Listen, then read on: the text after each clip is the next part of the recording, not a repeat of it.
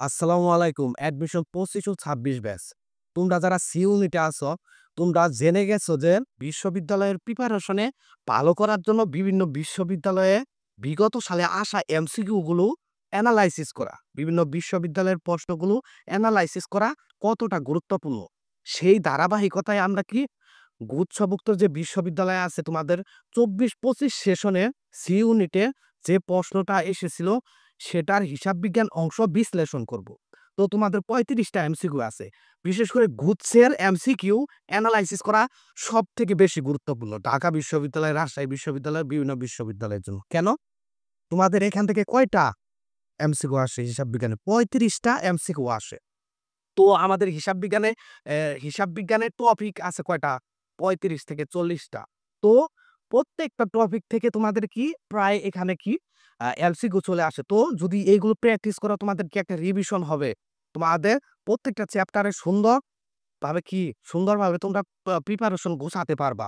সেই ধারাবাহিকতায় তোমাদের কি পার্ট বাই পার্ট আমি ৩৫ টা এমসিকিউ সলভ করাবো একদম বিশ্লেষণভাবে, এনালাইসিস করে। তো আমরা যেহেতু বোর্ডে ক্লাস নিচ্ছি, এখানে ৩৫ টা এমসিকিউ লিখে ক্লাস করালে এক ক্লাসে ভিডিও অনেক দীর্ঘ হয়ে যাবে। সেই কথা বিবেচনা করে ১০ টা ১৫ টা করে আমরা কি এমসিকিউ সলভ করাবো। বুঝে আমরা এমসিকিউ সলভ করব। তো আজকে আমরা তোমাদের ১০ টা এমসিকিউ সলভ করাবো। ভিডিওর দৈর্ঘ্য খুব বেশি হবে না। তাই খাতা কলম নিয়ে বসে যাও আর ভিডিওটা কি সম্পূর্ণ করো। তো দেখো ১ম ১ নাম্বার এমসিকিউতে কি আছে যে কোন ব্যয়কে সিদ্ধান্ত গ্রহণে বিবেচনা করা হয় না। মানে সিদ্ধান্ত গ্রহণ যে করব, সেই সিদ্ধান্ত গ্রহণে আমরা বিবেচনা করব না এমন একটি ব্যয়। সেটা কোন ব্যয়? দেখো নিচে কয়েকটি ব্যয় আছে। সুযোগ ব্যয়। সুযোগ ব্যয় মানে কি? দেখা গেছে যে আমার কাছে ৳১০,০০০ আছে। এই ৳১০,০০০ দিয়ে আমি ৩-৪ জায়গায় কি বিনিয়োগ করতে পারবো।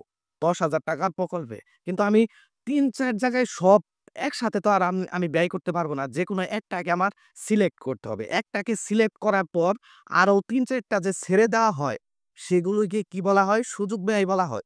তো আমাদের সিদ্ধান্ত গ্রহণে বিবেচনা হবে না। এটা তো সুযোগ ব্যয়ের অংশ না। তাহলে এটা বাদ।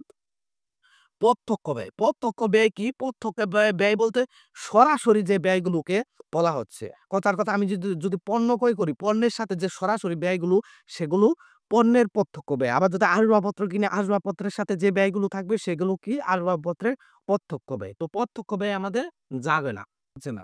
নিমজ্জিত ব্যয়। নিমজ্জিত ব্যয় সঠিক উত্তর হবে। কেন হবে?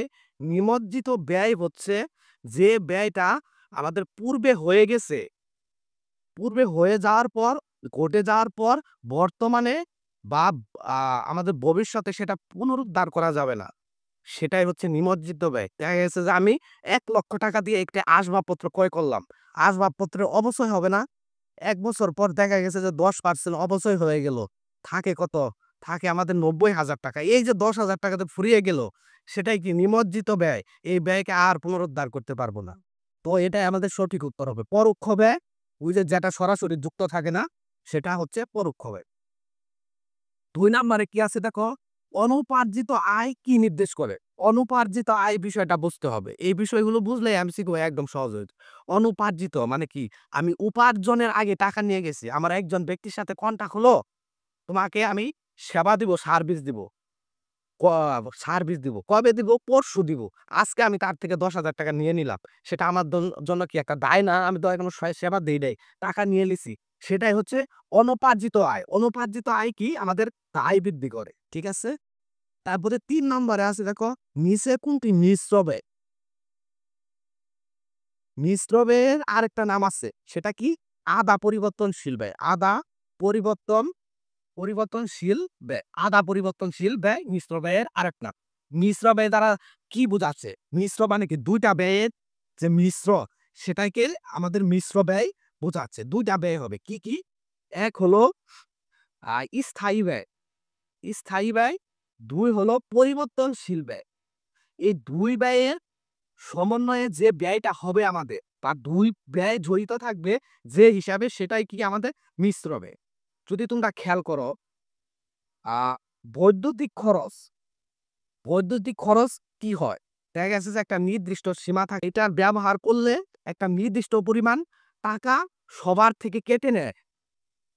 তারপর ব্যবহারের উপরে ডিপেন্ড করে যে যত ব্যবহার করবে তার হার তত বাড়বে, তার টাকা তত বাড়বে। তার মানে কি? একটা স্থায়ী ব্যয় হচ্ছে। তারপর কি? ব্যবহারের সাথে জড়িত সেটা কি? পরিবর্তনশীল ব্যয় হচ্ছে। এর জন্য বৈদ্যুতিক খরচ কি? আমাদের মিশ্র ব্যয়। কথার কথা আমার একটা কারখানা আছে। কারখানার যন্ত্রপাতি শ্রমিক-টমিক নিয়োগ করতে সর্বনিম্ন আমার কি? মনে করো আ ৳১০,০০,০০০ ব্যয় হয় সর্বনিম্ন। আমি যদি একটা প্রোডাক্টও তৈরি করি তার জন্য কি ৳১০,০০,০০০ আমার ব্যয় হয়। এর এই এটা এটা কি আমাদের স্থায়ী ব্যয়। এরপর আমি কাঁচামাল বাবদ যত প্রোডাক্ট বাড়াবো তত আমার ব্যয় বাড়তে থাকবে। সেটা কি? সেটা পরিবর্তনশীল ব্যয়। অর্থাৎ পণ্যের সাথে পরিবর্তিত হবে। আরেকটা যে ফিক্স আমার ৳১০,০০,০০০ ব্যয় হচ্ছেই, হবেই। আমি যত প্রোডাক্ট উৎপাদন করি আর না করি ওই ৳১০,০০০ ব্যয় আমার হবেই। সেটাই আমাদের হচ্ছে কি? স্থায়ী ব্যয়। তো এর জন্য বৈদ্যুতিক খরচ এটা কি? সঠিক উত্তর। শ্রমিকের মজুরি এটা কি আমাদের শ্রমিকের মজুরি কি? এটা এক ধরনের স্থায়ী ব্যয়। যন্ত্রপাতির অপচয়, কারখানা ব্যয় এগুলো কি আমাদের মিশ্র ব্যয়ের মধ্যে যাবে না। ৪ নাম্বারে কি আছে দেখো, অগ্রিম বেতন প্রদান করা হলো কত? ৳২,০০০। লেনদেনটি দ্বারা হিসাব সমীকরণের কোন উপাদানের প্রভাব পড়বে? হিসাব সমীকরণ আসলেই সুন্দরভাবে এই যে A = L যোগ OE এটা লিখে ফেলব। এখন দেখো যদি অগ্রিম বেতন প্রদান করা হলে কি ঘটনা ঘটবে? অগ্রিম বেতন, অগ্রিম কোনো টাকা দেওয়া সেটা কি সম্পদের আন্ডারে যায়। তাহলে এই যে ৳২,০০০ সম্পদ আমার বৃদ্ধি পেল। অন্যদিকে আমার কি এই যে অগ্রিম বেতনের টাকা যে দিছি সেটা কোথা থেকে দিছি?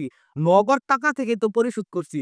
তার মানে কি একবার সম্পদ বাড়তেছে, একবার কমতেছে। এর জন্য কি সম্পদ বৃদ্ধি হবে এবং সম্পদ হ্রাস হবে। একবার বাড়াই দিচ্ছি, একবার কমাই দিচ্ছি। তো এটাই হবে আমাদের কি সঠিক উত্তর। ৫ নাম্বারে কি আছে দেখো, কোনটি ক্রয় বিক্রয়ের প্রমাণ দলিল? প্রামাণ্য দলিল বা প্রমাণ দলিল বলতে পারো। সেটা কোনটা? সেটা চালান। বাকিতে ক্রয় বিক্রয়ের সময় কি আমাদের চালান ব্যবহার করতে হয়। অন্যদিকে নগদে ক্রয় বিক্রয়ের জন্য কি ক্যাশ মেমো ব্যবহার করতে হয়। ডেবিট নোট, ক্রেডিট নোট কখন ব্যবহার করতে হয়? ক্রয় বিক্রয়ের ফলে যে ভুল ত্রুটি, ফেরত বিভিন্ন বিষয় থাকে, এই বিষয়ের জন্য আমাদের কি ডেবিট নোট, ক্রেডিট ভাউচার এই সমস্ত বিষয় প্রস্তুত করতে হয়। দেখো ৬ নাম্বারে কি আছে? ৬ নাম্বারে বলা আছে, নিচের কোন দাখিলাটি বইতে লিখা হয় না? তো নগদ বার্তা এটা কি বইতে লেখা হয়? অবশ্যই লেখা হয়। তারপরে নগদ প্রাপ্তি বইতে লেখা হয়। আমি টাকা পাইলে অবশ্যই লিখব। নগদ প্রদান টাকা প্রদান করলে অবশ্যই লিখব। নগদ বার্তা এবং প্রদান বার্তা বিষয়টা কি? কথার কথা এই যে কারবারি বার্তা যদি বুঝে যাও তাহলে নগদ বার্তা, প্রদান বার্তা বুঝবা। কারবারি বার্তা আগে বোঝায়। কথার কথা ৳১০,০০০ পণ্য ১০% বার্তায় আমি একটি দোকান থেকে ক্রয় করলাম। এই যে ১০% বার্তা দিল না আমারে ক্রয় করার সময় বাকিতে ক্রয় করলাম। বাকিতে ক্রয় করার সময় এই যে ১০% দিল না, এটা কারবারি বার্তা। এই বার্তা বাদ দিয়ে হিসাবের বইতে লেখা হয়। ১০% এ ১,০০০ হয়। তাহলে হয় কত? ৯,০০০। এই ৳৯,০০০ হিসাবের বইতে বিক্রেতা অন্তর্ভুক্ত করবে। তো আমি তো টাকা তারে ৳৯,০০০ দিলাম না। আমি পণ্য নিয়ে আসলাম। তো আমার কাছে বিক্রেতা টাকা পাবে না। এই টাকা পরবর্তীতে দ্রুত আদায়ের জন্য কথার কথা দেখা গেল যে এই ৳৯,০০০ আমাকে বিক্রেতাকে দ্রুত দিয়ে দিব। অর্থাৎ দ্রুত আদায়ের জন্য সে আরও ৫% আমাকে কি ছাড় দিল। তখন এটা হয়ে যাবে কি হয়ে যাবে? এটা হয়ে যাবে বিক্রেতার জন্য প্রদত্ত মাত্রা এবং আমার জন্য প্রাপ্ত মাত্রা। বার্তার কনসেপ্টটা কি বোঝা গেছে? তো এই ছিল বার্তার কনসেপ্ট। তো এখন কোন দাখিলাটি আমাদের হিসাব বইতে লিপিবদ্ধ হবে না? অবশ্যই কারবারি বার্তা। এই যে কারবারি বার্তা কি? ১ম এ ১০% যা হিসেবের বইতেই অন্তর্ভুক্ত হবে না। এই ছিল আমাদের ৬ নাম্বার। ৭ নাম্বারটা লক্ষ্য করো। যদি বিক্রয়ের পরিমাণ ৳১৬,৮০০ হয় এবং ক্রয় মূল্যের উপর মুনাফার হার কত? ১২% হয়। তাহলে বিক্রিত পণ্যের ব্যয় কত টাকা? এই অঙ্কগুলো কিভাবে নির্ণয় করো? দেখো একটা টাকার অঙ্ক দেওয়া আছে, একটা পার্সেন্টেজ দেওয়া আছে। এই অঙ্কটা সলভ করার জন্য সুন্দরভাবে একটা নিয়ম করলো বাবা। সেটা কি? এই টাকার অঙ্কটা বসিয়ে দিবা উপরে কত? ১৬,৮০০। এই যে বসাইলাম না? বসানোর পর এই যে ১৬,৮০০ টাকা এটা কত পার্সেন্টে আছে? এই পার্সেন্ট বের করতে হবে আমাদের। বিক্রয় এটা মানে কি? বিক্রয়। এখন এই যে ক্রয় করছি, ক্রয় করার পর একটা লাভ যোগ হইছে। তারপরেও তো তারপরে কি আমাদের বিক্রয় হইছে। ক্রয়কে যদি আমরা ১০০% ধরি, এর জায়গায় লাভ আছে না? লাভ কত? এই যে ক্রয় মূল্যের উপর লাভ কত? ১২%। এই যে ১২%। তারপরে তো আমাদের কি ১১২। এই ১১২ এটা কি বিক্রয়? তাহলে কি এই যে বিক্রয় কত? ১৬,৮০০। তাহলে ১৬,৮০০ এটা কত পার্সেন্টে? ১১২, ১১২% এ। বুঝা গেছে? তারপর কি করবা? তারপর গুণ দিব। তারপর আমাদের চাইছে কি? বিক্রিত পণ্যের ব্যয় কত টাকা? এখন বিক্রিত পণ্যের ব্যয় পার্সেন্টেজ আমাকে বের করতে হবে। এই ক্রয় করছি না? ক্রয়ই তো আমার বিক্রিত পণ্যের ব্যয়। ব্যয় না? যত বিক্রি করছি তার ব্যয়। এখানে লাভ হবে না। তাহলে লাভ বাদ দিলে কত হয় আমাদের? ১০০। এখন যদি আমরা ক্যালকুলেশন করি তাহলে আমরা বিক্রিত পণ্যের ব্যয় পেয়ে যাব। পণ্যের ব্যয়টা আমরা কি ১০০ এটা কি পেয়ে যাব। তো কাটাকাটি করলে এটা দ্বারা ভাগ করলে কত হয়? ১৫০ ভাগ করে দেখো ১৫০ হবে। এই ১৫০ কে ১০০ দ্বারা গুণ করলে ১৫,০০০ টাকা হবে। এটাই সঠিক উত্তর হবে। তো এই স্টেপ ফলো করবা। ২ টা দেওয়া থাকবে। একটা টাকার অঙ্ক, একটা পার্সেন্টেজ। টাকার অঙ্কটা উপরে বসিয়ে দিবা। তারপর যে, যে টাকার অঙ্ক কি আছে? বিক্রয় আছে, ক্রয় আছে নাকি বিক্রিত পণ্যের ব্যয়? সেটার পার্সেন্টেজ আসলে কত হয়? সেটা মিশে দিবা। তারপর চাইছে যেটা সেটার পার্সেন্ট দিবা। তারপর ক্যালকুলেশন করবা। তাহলে কি তোমাদের অঙ্ক বের হয়ে যাবে। বিষয়টা কি বুঝতে পারছো? তারপরে দেখো ৮ নাম্বারে কি আছে? নিচের কোনটি মুনাফা জাতীয় ব্যয়? ব্যয় ২ ধরনের আছে। একটি কি মুনাফা জাতীয়, আরেকটা কি মূলধন জাতীয়। মূলধন, মূলধন মানে কি টাকার অঙ্ক বড় দীর্ঘমেয়াদী হবে। আর মুনাফা মানে কি ছোটখাটো যে ব্যয়গুলা স্বল্পমেয়াদী প্রত্যেক দিনের জন্য ব্যবহার করা হয় সেগুলো কি প্রত্যেক দিন বা মাসের জন্য ব্যবহার করা হয় সেগুলো কি মুনাফা জাতীয় ব্যয়। এখন নিচে এন্ট্রি গুলা চলো লক্ষ্য করি। নাম্বার যন্ত্রপাতির ক্রয় মূল্য। যন্ত্রপাতি কি আমরা প্রত্যেকদিন কিনবো? একটা যন্ত্রপাতি কিনবো, সেটা ১০ কিংবা ২০ বছর চালাবো। অবশ্যই এটা মূলধন জাতীয় ব্যয়। যন্ত্রপাতির বীমা খরচ। এই যে আমি যন্ত্রপাতি কিনলাম না, এই যন্ত্রপাতির ক্ষয়ক্ষতির জন্য রিস্ক হিসাবে যে বীমা করব, সেটা কি বীমা খরচ। বীমা কোম্পানিকে কি প্রত্যেক মাসে, মাসে একটা প্রিমিয়াম দিতে হয়। তো বীমা খরচ, যন্ত্রপাতির বীমা খরচ, এই বীমার জন্য যে খরচ, সেটা কি আমাদের মুনাফা জাতীয় হবে। এটাই হবে সঠিক উত্তর। তারপর পরেরগুলা দেখি যন্ত্রপাতির আমদানি শুল্ক। আমদানি শুল্ক কি? যখন আমি যন্ত্রপাতি আনবো, তখন যে একটা শুল্ক আছে সেটাকে আমদানি শুল্ক বলে। সেটা কি আমাদের প্রত্যেকদিন হবে? অবশ্যই যদি ২০ বছর পর মেশিন ক্রয় করি আবার ২০ বছর পর হবে। তাহলে এটাও কি আমাদের মূলধন জাতীয় ব্যয়। যন্ত্রপাতি সংস্থাপন ব্যয়। ওই যে ২০ বছর ৩০ বছরের জন্য যন্ত্রপাতি লাগাইলাম আমি, সেটা কি বারবার সংস্থাপন করব? অবশ্যই না। এটাও কি মূলধন জাতীয় ব্যয়। এতে থাকে কি যন্ত্রপাতির বীমা খরচ। এটাই আমাদের সঠিক উত্তর। ৯ নাম্বারে দেখো XYZ কোম্পানি ৳১,০০,০০০ ঋণ পরিশোধের জন্য শেয়ার ইস্যু করলে এতে হিসাব সমীকরণের কি প্রভাব পড়বে? ৳১,০০,০০০ ঋণের জন্য কোম্পানি শেয়ার ইস্যু করলে ঘটনা কি হবে? সেটাই বলছি। কোম্পানির ক্ষেত্রে দেখো কি হয়? যখন ঋণ পরিশোধের জন্য শেয়ার ইস্যু করবে বাজারে, তখন কি? তখন এই যে ঋণটা কি আমাদের দায়টা কি? দায়টা আমাদের কি? হ্রাস পাবে। এই যে দায় হ্রাস পেল। তার পাশাপাশি শেয়ার হোল্ডার বাড়লো আমাদের বাজারে। বাজারে শেয়ার হোল্ডার বাড়লো। তাহলে কি মূলধন বাড়ছে না? তাহলে আমাদের কি মালিকানা সত্ত্ব বৃদ্ধি পাবে এবং এই যে দায় আছে না দায়টা হ্রাস পাবে। এটা সঠিক উত্তর হবে। তারপর ১০ নম্বরে দেখো ব্যাংক সমন্বয় বিবরণী প্রস্তুতকরণে ব্যাংকের বইয়ের জের হতে নিম্নোক্ত কোনটি বের করতে হবে? ব্যাংকের বই। খেয়াল করো। কিসের বই? ব্যাংকের বই। ব্যাংকের বই। ব্যাংকের বইয়ে আমাদের কি বিয়োগ করতে হবে কোনটা সেটাই দেখাতে বলছে। আরেকটা কি? এটা কি নগদান বই অর্থাৎ মালিকের বই একটা, আরেকটা কি ব্যাংকের বই। ব্যাংকের সার্ভিস চার্জ এটা কি আমাদের এক্সট্রা ভাবে বিয়োগ করতে হবে? ব্যাংক যখন সার্ভিস চার্জ করবে তখন নিজে, নিজে বিয়োগ করে দিতে হবে। এটা আমাদের ব্যাংক সমন্বয় বিবরণী দেখার কোনো বিষয় না।